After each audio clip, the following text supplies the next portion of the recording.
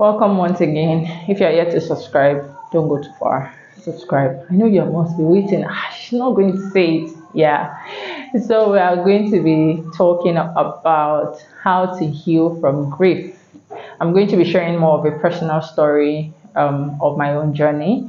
So mind you, just note that because I dealt with it this way doesn't mean this is the exact same way. Everybody has patterns, but you could pick one or two things. By the way, my name is Enebong Blessing. You're welcome to Praise of Mental Health TV. So I'm going to be discussing how I was able to heal, or do we really heal from grief? To be sincere with you, we don't fully heal from grief, but we just learn to move on actually, because there are voids these persons left in our lives, our parents, our siblings, our loved ones, so many of them. So it's not like you just totally forget them. No, it's just that we learn to move on. So like I said, I'm going to be sharing a personal story. So uh I tell some persons, but right now it's even making me have cold feet. Okay, I'm going to be sharing a personal story of my late younger brother. So just for background messages, we share the same birth month and a day apart. April 18th and it's April 16th. So obviously we've been doing our birthdays together all through the years. Then when I was in primary school, let's say secondary school, let's say secondary school is easier. So if I'm in SS1, when I was in SS1, my younger brother was in JS1. That's how we're following each other. There are times then in my primary school, if I get a sixth position, he gets a seventh position. Like we're that intertwined. Obviously, we had our fights. You have no idea whenever I want to fight. Oh, siblings fight, right? So a lot of things changed. That was I can't remember this precise year exactly. So my parents separated. It's giving me cold feet, but please just follow the story. My parents separated. We encountered a lot of things on our way, and my mom, my two younger sisters, and my younger brother, we all staying together. My other brother was staying elsewhere. So, based on the way things were, my younger brother had to leave where my mom was to go and stay with his friend who was working and all of that. That was in 2013. I remember the year 2013. So I still remember January 2013. Yes, January 2013. It's New Year, obviously, so the party, yeah. So we're just outside. My mom went out to see a friend, and there was something that happened in the compound. I'll try to summarize the story, but I just wanted you to understand where I'm coming from. So we had a well in our compound, just heard the well whining, and suddenly my brother was like, did we see the person at the well? We were wondering because it was dark. That should be like 7, 8, between 7, 8. His friend was with us then. It was festive period. So, long story cut short, my brother started running temperature, and before we knew it, started jerking. My compound, we had different denominations. We had the Catholic, we have the Cele, we have the Apostolic, we had the different ones. Everybody came, we're shouting because my mom wasn't around. We're shouting, and people were coming with their mysteries and everything. It felt like it had gone because it wasn't really breathing, but suddenly it came back to life. But since then, it was never the same. It was admitted, they said it was typhoid. So he went back to his normal life until 2014. Yeah, 2014. 2014 September. 2014 September, he came home that morning, and I think it was 2013. Yeah, 2013 September. He came home that morning. I can't remember. I'm mixing up the dates actually, but I know around May, my mom took us to the military hospital to run some tests because she wasn't understanding what's going on. It was saying things were insane and all of those things. So we went to run some tests, and they said it was malaria typhoid. So gave some medications and the likes, and went back home. And around September, I can't remember, but then October, I remember October 2013, that was, I think it was 2014 actually. He had, he had, um, he had more like an attack. Okay, so he, we rushed him to the hospital, Igondo General Hospital. Why is it taking so long? Igondo General Hospital. We got there quite early. He couldn't work. By the way, he was already losing weight.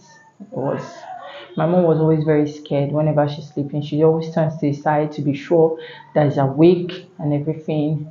And when we got to the hospital, we had to get a wheelchair. One of our neighbors helped us with his car.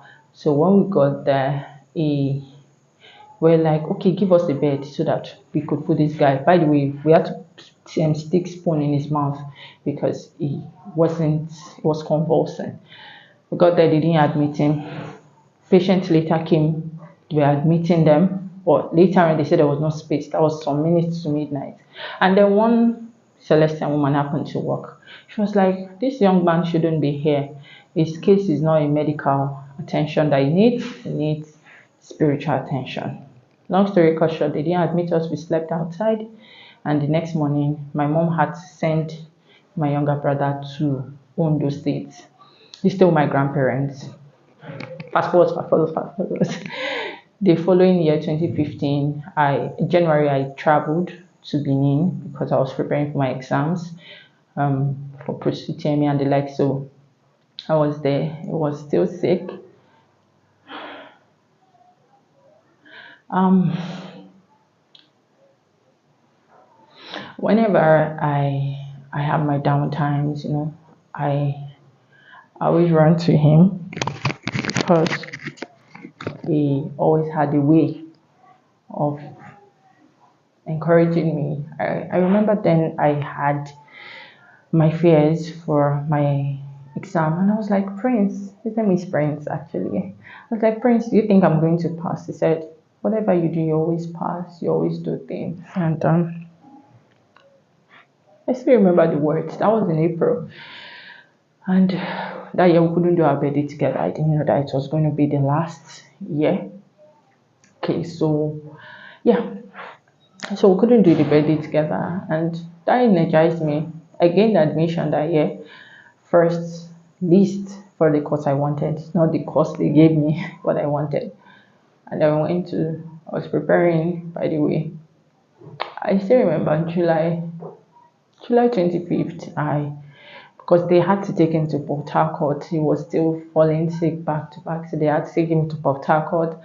And that night, I called my mom, I think past eight thereabout, and she was panicking. She said they were in the hospital, that he had some breakdowns. And I was like, oh, breakdowns? What happened?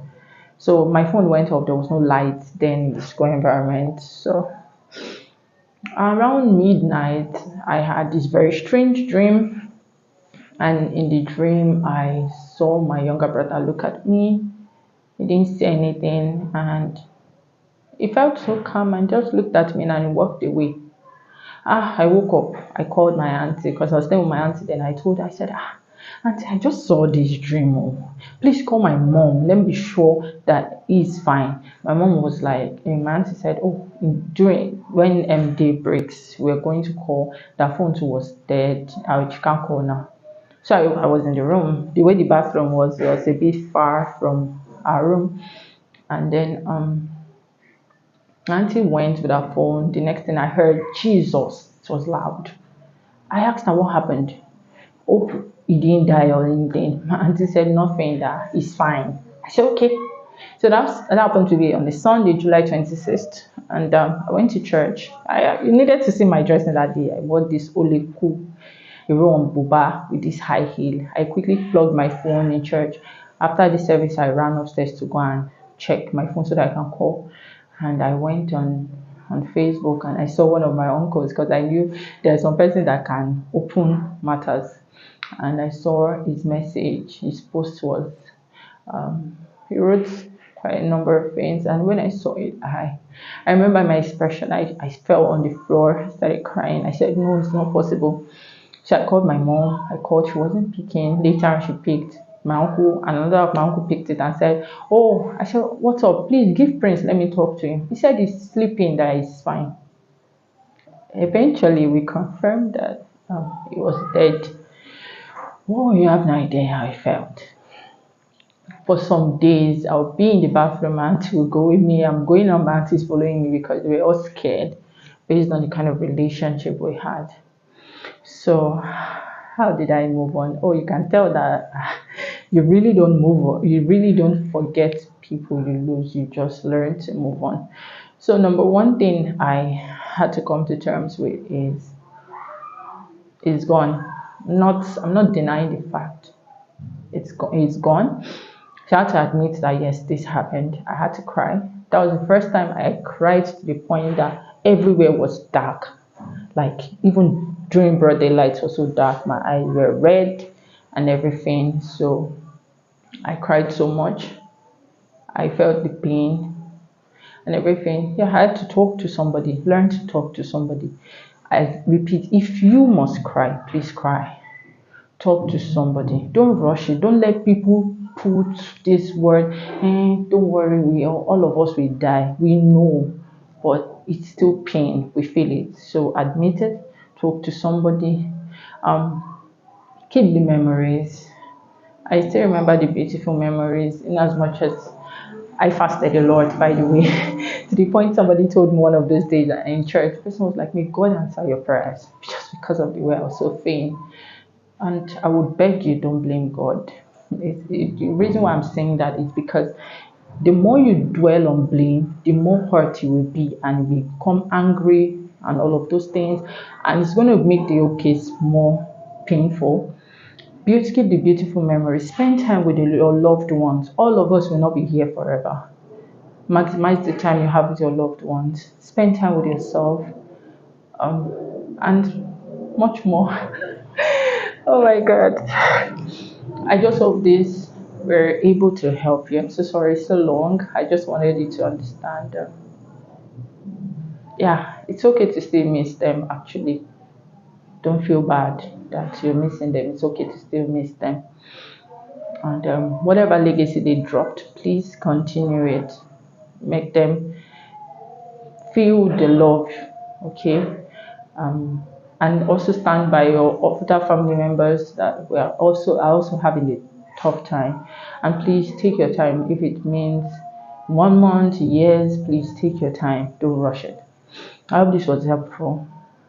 Thank you.